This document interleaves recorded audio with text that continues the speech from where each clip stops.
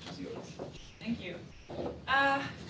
Yeah, thanks. I feel like most of you know me. For those who don't, I'm a professor at Princeton Chemistry in the chemistry department, and we are interested in two main aspects in my group, which is one is finding chemical rules to predict new topological materials, and the other one is exploring new two-dimensional materials. Because I have only 25 minutes here, I focus on the the topological aspect. However, I kind of want to talk about the two-dimensional, as you can see, so feel free to chat with me after.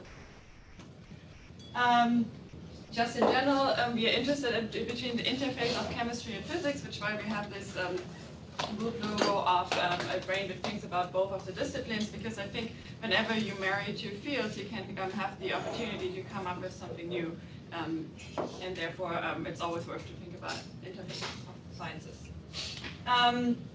I'd like to highlight this article about chemical principles and topological semimetals that I wrote, which is just a chemistry view about the field of topology in general, but also topological semimetals. And so I'm going to tell you my line of thinking a little bit on this talk. I'm going to do it a bit shorter because many of you saw the talk already. So please feel free to talk to me after if this is the first time you hear about it. Just to bring each other on the same page is that in chemistry we think a little bit different about electronic structures. So you would all tell me an electronic structure is an energy versus momentum diagram, and you can calculate energy by putting up some Hamiltonian. But if I go teach this in my advanced inorganic chemistry class, usually I realize the students don't really want to look at Hamiltonians, but rather draw pictures of orbitals. And so we have a kind of different approach of drawing band structures, which is related to this model pointed out by Roald Hoffmann in this article down here, which I really highly recommend. It's a beautiful written article. And so basically this is a model of a 1D chain of hydrogen atoms. When white goes a Pius distortion. Basically you can follow the same models by just having orbitals in different colors and they have different phases. So if you would put this atomic orbital here, a plus sign it's white and then a minus sign it's black, and then you just look that all the ones with the same color can overlap, and if it's maximally bonding because they can overlap, you have a low energy and you get a higher energy if they don't. And then depending on how you define your unit cell, you have either the 4 brilliant zone or you have to fold the band structure. And once you fold it and you shorten bond length, you will also see from the distances here that you will have a gap opening. Okay, so this is a simple way of just drawing spheres in different colors and getting the idea of a band structure model. And so why am I so interested in this? Because this is a very simple and intuitive way of understanding graphene from a chemical perspective. Because as a chemist, we would look at graphene as just a carbon atom with 3 chemical bonds that are localized or sp2, so we don't really need to think about them, and then one single pz orbital which has 1 spin.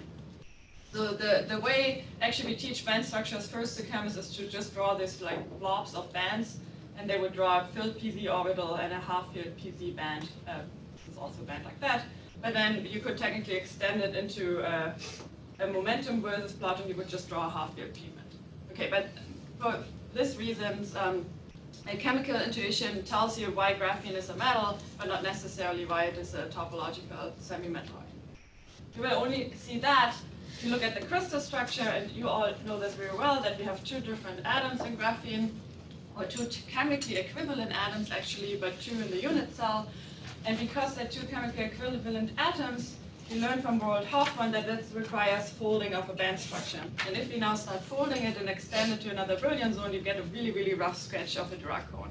I mean, of course, this is not the accurate band structure of graphene, but it captures the features we have. Okay, so we can just learn that simply from a chemical perspective, having 2 chemically equivalent atoms in the unit cell does something to our band structure, which makes it potentially interesting towards topology.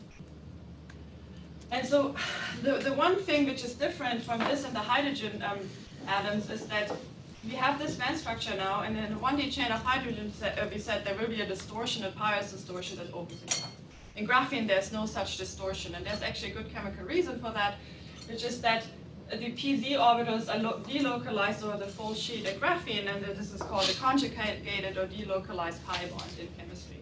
And if you were to do anything with this differently, like we would localize it at double bonds, or we would put boron and nitrogen at different electronegativities here, or we would form a fourth bond, we would always gap out this cone in a trivial way. Right? So we can conclude from this that having two things are chemically important: having a delocalized chemical bond and having two chemically equivalent atoms in the unit cell.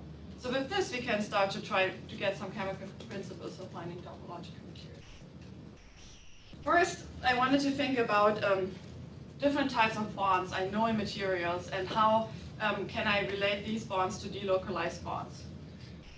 So there are ionic bonds, obviously, like you know them in rock salt, and whenever I have just strongly ionic bonds in the solids, most commonly these materials are just ferrite insulators. There are, of course, a few exceptions, but commonly.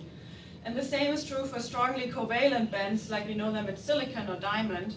So these are called 2E2C, which means 2 electron, 2 center bonds. It means just that a chemical bond is formed between two atoms by 2 electrons. And if I just have these, then I also usually have a trivial material.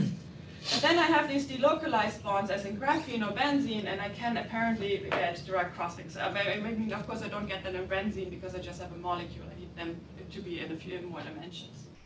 And so that started me wondering, it's like, okay, there are these features, and I'll show you a few in a second, where you have things that are called 2 electron 3 center bonds, or 2 electron 4 center bonds. And I was wondering if this is the first chemical way to get towards a delocalized bond. And so, for example, there are these hypo or hypervalent bonds known in molecules. For example, if you have BH3, so here's a very simple chemistry rule. You always have to count to 8 to know if a molecule is happy. So each atom wants to have 8 electrons. But in BH3, boron has only 6 electrons. So it is electron deficient. And because of this, 2 of these BH3s form dimers, where they bridge over 1 hydrogen atoms, and 2 electrons bridge these 3 atoms here in this dimerized molecule. So here I have kind of some delocalization over a shorter range. And so I was wondering if these kind of chemical bonds can be used in a solid, or find in an extended solid and then have the same results as in graphene. So you can also have the opposites, that you're not electron deficient but electron rich. These are the hypervalent bonds. An example is phosphorus pentafluoride, where you would have 10 electrons because each of these bonds donates 2, and the phosphorus is too much, it's more than 8. So if you extend this, if you look at the real bonding in this molecule, you will have a 4 electron 3 center bond right here over the phosphorus, where your electrons are delocalized over this range of the molecule. So we get some local delocalization in the molecules, and these kind of electron delocalizations are actually pretty common. So can we have them also in solid and extended in 1 or 3 dimension, was what I was wondering. And so I found a paper again by Roald Hoffmann, who described these antimony chains, linear antimony chains with 7 electrons, or square nets of antimons with 6 electrons, and he says they violate something which is called the Zindel concept, which is an electron counting rule in solid-state chemistry, which basically counts to 8. So they violate this one, so you cannot count to 8 in these ones, so they have to be hypervalent. Let us look at why they are hypervalent. So antimony has 5 electrons in the element. So if you have an antimony minus network, each antimony has 6 electrons. And so if you look at this, if each antimony has 6 electrons, it would want to form 2 bonds to get to 8 in total, right? There's 4 electrons are fine and happy, and 2 single ones that want to form a bond to come to 8. But it doesn't only form 2 bonds, it forms 4 bonds. It means it has 6 plus the electrons of each one, so it's too many, so it must be hypervalent. So it must use multi-centered bonds delocalized over the whole sheet in order to get this into a chemical reasonable bonding sense. And so this model actually then solved the reason for me about a compound I studied some time ago is zirconium silicon sulfide, which has Dirac cones in a band structure, but also has these square nets of silicon, in this case not antimony, but they have this exact same electron count, so you also have the square net, and you have 6 electrons per silicon, so you have the same kind of hypervalent bonding mechanism in these compounds. And so just if you want to look at the band structure again, you also have these really, really steep Dirac bands, similar to graphene, but crossing the Brillouin zone more often because you have nodal lines. And this has been verified by Arcus multiple times. Okay? So chemical delocalization and Dirac cones, at least here's an example that we might be onto something. I just wanted to understand why in a square net arrangement I can have these band crossings also and not just in a honeycomb. And so this is the Horold-Hoffmann approach at looking at the orbitals and how they overlap and drawing a band structure. It's the same result you get for a simple tight binding model, which Raquel made for me, so I have a figure to show. But if you just look at the square net, a normal square net, you won't see any steep band crossing. So this alone, like the hypervalent bond alone, doesn't explain that to us. Okay? If you look at the crystal structure from zirconium silicon sulfide more carefully, you will see that the silicon square net is actually centered. So therefore we have two atoms of our unit cell again. So we again have two chemically equivalent atoms in the unit cell, which was our second tool we need to have. And because of this, we have to fold the band structure. And once we fold it, we get the linear crossings also in the tight binding model. Okay? So again, so we need the two rules because two chemically equivalent atoms by itself won't do it because the Fermi level can just be anywhere in the band structure. But if we combine this with a chemical delocalized bond that is present in the molecule, the Fermi level will be automatically at the crossing point in this band structures. Okay? So two simple chemical rules. So, oh yeah, here's the, here we could be here if we have just a different chemical filling, a new delocalized bond, just a normal ionic bond, our Fermi level would be up here, wouldn't matter, but because of a delocalized bond, we're here. So we were interested in if we were able to quantify this for all the compounds that we know that have these square net arrangement of atoms and structures. So first we looked at just one structure type, which is isoelectronic to zirconium silicon sulfide. And so there are lots of materials, more than 500 of these known, and this is just periodic tables of which elements can be at which position. Basically our hypothesis was if the chemical delocalized bond is what is driving this whole band structure, or is one part of driving the band structure to be real, we want to have a shorter bond distance between the atoms in the net than to the next layer above or below of this thing, because then we can say they're bonded to each other in a chemical way within the square net, otherwise bonds would probably also form in the other direction. Okay. So we just went and looked at all the CIF files and plotted these bond distances, and we made this more rather complex map, but this distance factor is plotted right here on the y-axis, and whenever we are below 1, we fulfill the rule of having a chemical delocalized bond, and when we are above 1, we violate the rules. And then these gray data points are all the materials listed in the ICSE, and then the colored data points are the ones where we, when we looked up band structures in the materials project, we gave them some credibility because there was no, like these compounds aren't magnetic, and their optimized structure was the same as the structure in the crystallographic CIF file. And so then we gave the points colors based on the electron counts, which should also tell us if hypervalent bonds are possible or not. And the first thing that we realized is, okay, 0 and 8 electrons, there shouldn't be any chemical bonds because should be happy, right? Counting to 8 was the rule. And all these green spots are up here, where the distance factor fails us. And so for 6 or 7 electrons, where some chemical bonding needs to be there, the points are down here. And then we gave them triangles if they have a beautiful, perfect band structure similar to zirconium silicon sulfides, and we gave them diamonds if they're somehow metallic. However, I would like to point out, I think I want to change the map in the future. These metallic ones, they still have the linear band crossings, just the Fermi level isn't perfect because they have an electron too much. And some, like these, they have some other bands interfering with it. But these crossings are there. So we can really quantifiably separate it just with the distance factor. So we can quantify this in an equation just based on lattice constant and Markov coordinates of 1, we can have these bonds and these linear bands in these square net structures. And you might want to ask me why we don't just count electrons, because like electron counting gave a real result. And the answer is that this isn't as conclusive because electron counting is sometimes when the electronegativity states in the elements are very similar to each other. It can just be can be very ambiguous, but this distance rule is not. Okay, so the next thing I was interested after looking at these square nets was the fact that the square nets really often want to distort. So they're at the borderline to some instability, which makes sense because the chemical hypervalent bond isn't really ideal. Ideal would be that they form some kind of zigzag chains and they form their two bonds that actually want to be chemically happy. So they're on the verge to a pious distortion, which also makes sense because we said, well, graphene doesn't do a pious distortion, but like based on the hydrogens, we should think it should. So something also interesting to look for is just that materials that are at the borderline to a pious distortion or charge density wave, like in 1D is a pious distortion and 2D is a charge density wave. And so we just wanted to look, once we start violating the hypervalent bond rules and we go away from the perfect electrons of 6 electrons per square nets, what happens to the structure and if we start to induce distortions and if these distortions are in the interest of our property.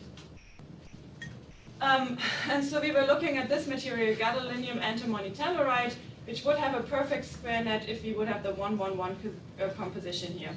But if we start substituting some of the antimony with tellurium here, we go away from the perfect composition and we add electrons to the square net.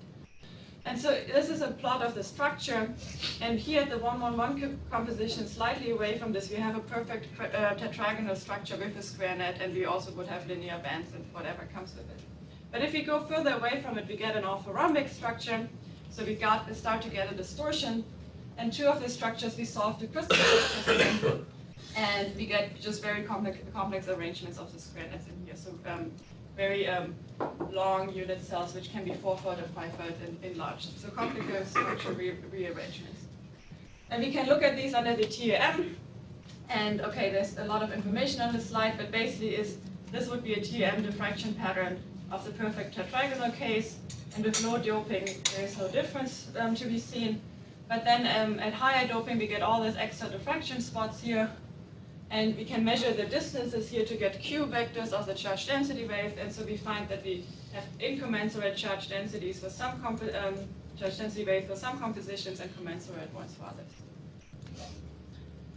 And then because these materials contain gadolinium, they're also magnetic, so the structure distortion comes in hand with lots of complicated magnetic properties. So if we have the tetragonal material, we have only one magnetic transitions, but in the more complex incommensurate structures, we get up to 3 magnetic transitions. So we have now a system which started from topological band structure, goes on a complex distortion, and then exhibit complex magnetism. So if you look at, okay, the slide doesn't work. Okay, now it works. So if you look at one of these a bit more closely, we can see how crazy the magnetism is. We really get like 1, 2, 3 transitions with a very field-dependent dip here, and this is the magnetic phase diagram of this with very complicated phases. So we're currently studying more details in physics of this phase. Okay. But so far I've talked about materials that originate of this structure from square nets, but there are all these other structures that have square nets in crystal structures, and that's basically one of the favorite things of solid-state chemists. Once we have some rule for one structure, the structural motif, we want to apply it to other structures which have these motifs.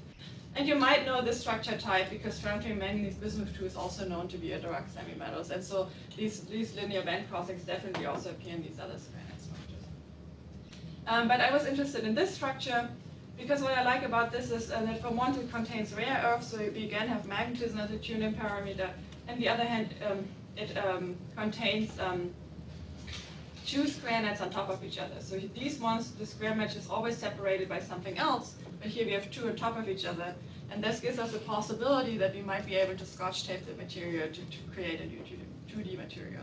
So I was wondering if like the typical properties that we find in materials with linear dispersed bands, like high mobilities, are also present in this material, just because we have square nets here as well, and if we then can scotch tape it to a thin material. So if you look at this materials in our tolerance factor plots, they all fall in this region here where the tolerance factor is working. However, we have 6.5 electrons rather than 6.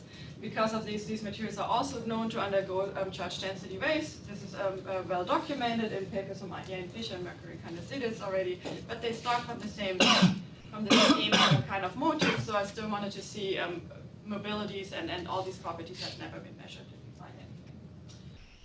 And so what we could, first of all, we checked if we actually can exfoliate these materials, and you can exfoliate them to thin flakes. They're also still magnetic. And what was surprising to us, and what we actually was hoping for, is when we put the bulk crystals in a magnetic field, we see beautiful quantum oscillations. And at the beginning, we reach mobilities of 30,000 centimeters squares by volt seconds in the bulk crystals. And now we're reaching up, depending which, if we fit the Hall conductivity or Hall resistivity, between 100,000 and 60,000 in the best crystals. So these bulk crystals are very highly mobile. They show magnetic, antiferromagnetic order at some point, and we know that we can make monolayers out of them. We haven't made any monolayer devices yet, but I think it's a very promising material to study in the future. And with this, I'm at the end. I hope I could show you that we can establish chemical rules based on chemical concepts for a certain structure motif of materials.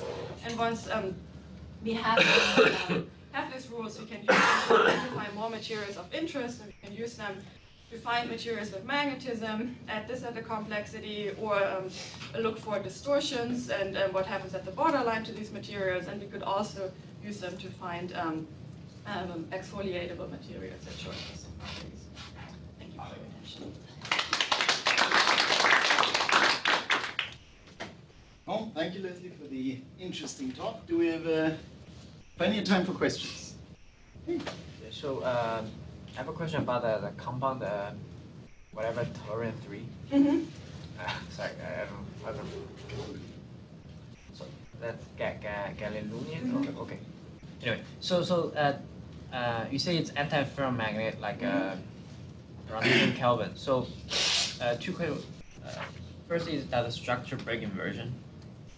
So there is it's a good question. So it does not at room temperature or above before the charge density wave comes in, but then the charge density wave makes it incommensurate. So it should, right? Because an incommensurate structure at lower temperature. Sorry, the charge density wave, what's the transition temperature of charge density wave? 370 Kelvin. So then for the spin, are they collinear or? We don't know. So I couldn't do neutron diffraction on this because it has gadolinium, which eats all neutrons. We did the cerium analog and shipped it for neutron, but then the Oak Ridge time got cancelled last year, and now we're waiting for the next beam cycle. But also they are very different depending on the different rares. So I'm not sure if what we learned from the cerium will happen for the gadolinium. I'm still trying to find collaborators who do X-ray studies with us for the magnetic structure. These are very complex magnetic structures for sure. So how does the CW transition temperature change as you go down? Also a good question. So on the few devices we made, it changed, I think it went up in temperature. It went up. But we only have very few data points, so we need to make more. Some of the heavier rarer has the second CW. Yeah, right? exactly. And then, Mm-hmm. see how that Yeah, changes. yeah, exactly. And that also changes with pressure. Yeah. I'm not sure if you said this or not, but are there a set of rules to know when you'll get charge density waves? Or could you imagine? Yeah, we could probably think about really deriving them that they're conclusive. So far I can tell you if definitely they're guidelines. Yeah. And I can definitely give you intuitive ideas of when a charge density wave should appear.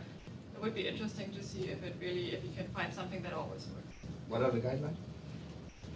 Well, basically, if you have something like a half-filled band, it's very likely you will get a charge density wave. Then if your chemical bonding doesn't fulfill the normal 8 electron count rules, and you have some other kind of bondings, it will always be at the borderline to the instability. But for example, this is not a full-on rule, because then zirconium silicon sulfide should have a charge density wave, but it hasn't, right? Or a graphene should have. Possibly every Dirac material, which is a nice material, might.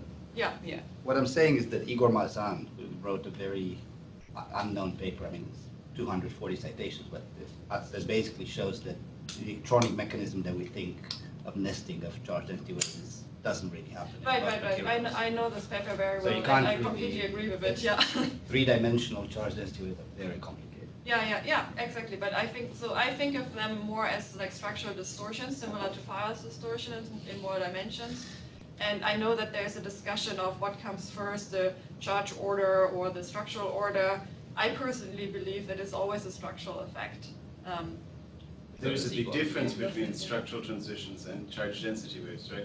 I mean, for example, all the AC conductivity, sliding motions, and so on, these are clearly itinerant phenomena that you will not get from a trivial structural distortion. Okay, yeah. So I definitely have to do more reading. But this is just my general thing. But all the materials I studied that are charge density waves in the literature are structurally unstable.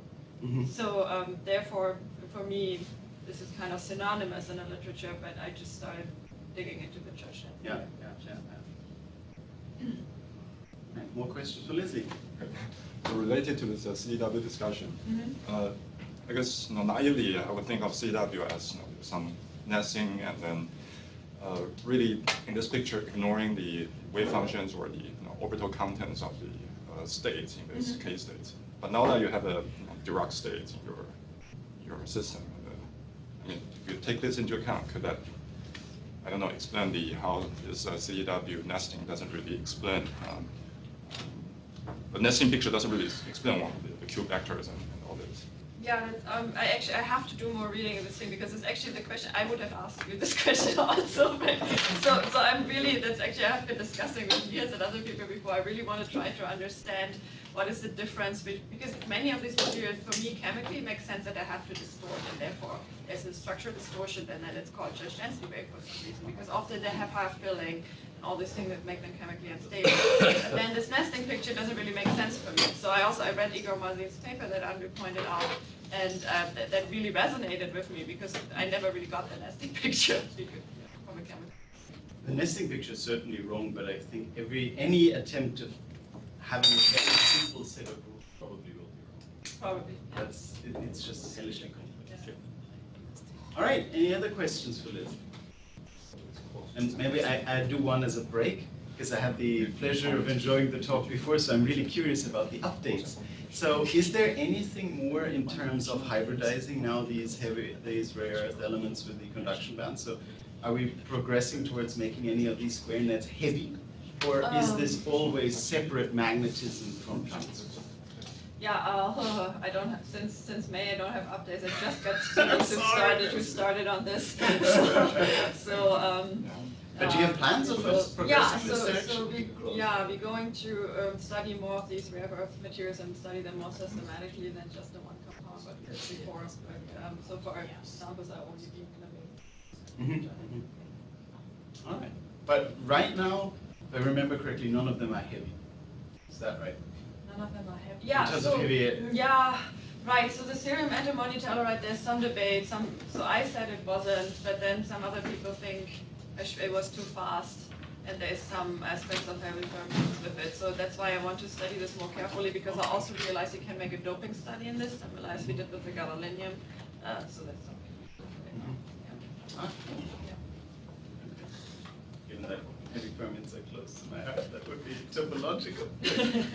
All right. Any other questions for Leslie? Well, if that's not the case, then let us thank Leslie again.